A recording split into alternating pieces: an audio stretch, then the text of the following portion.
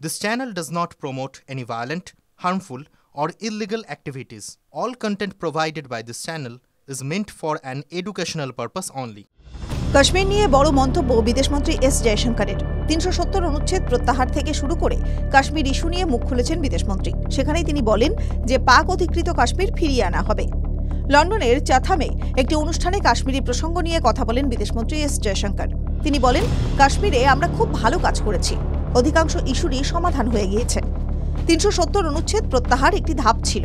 এরপরে কাশ্মীরে অর্থনৈতিক গতিবিধি, সামাজিক ন্যায় বিচার দ্বিতীয় ধাপ ছিল, নির্বাচনের আয়োজন তৃতীয় ধাপ ছিল।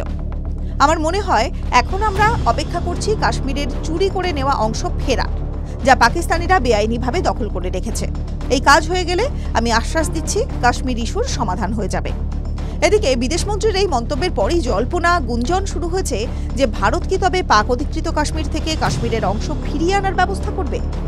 এই প্রসঙ্গে আবার জম্মু কাশ্মীরের মুখ্যমন্ত্রী ওমর আবদুল্লাহ বলেন যে বিজেপি শাসক যদি পাক অধিকৃত কাশ্মীরের পাশাপাশি চীনের অধিকৃত অংশও ফিরিয়ে আনে তবে তারা কৃতজ্ঞ থাকবেন। ওমর আবদুল্লাহ বলেন, বিদেশমন্ত্রী বলেছেন পাকিস্তানের অধিগ্রহণ করে রাখা জম্মু কাশ্মীরের অংশ ফিরে পাবো। কে আটকাচ্ছে তাদের? আমরা কি কখনো বলেছি কাশ্মীর ফেরত আনতে না? যদি আপনারা ফিরিয়ে আনতে পারেন তবে এখনই করুন। পাকিস্তানের কাছে যেমন একটা অংশ রয়েছে তেমন চীনের কাছেও আরেকটা অংশ রয়েছে।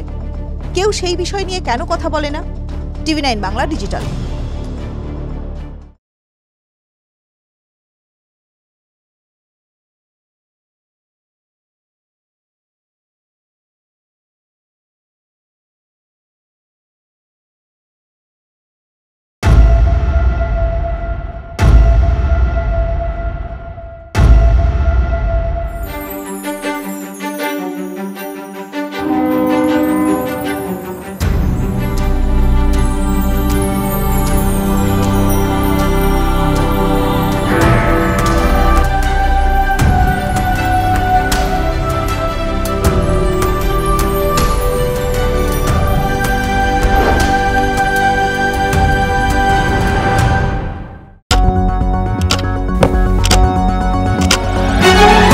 রাজনীতি শুধুই কি রাজার নীতি? রাজা উজিরের চোখে নয়, আপনার আমার চোখে সমাজের ছবি। কঠিন কথা সহজভাবে না বললেই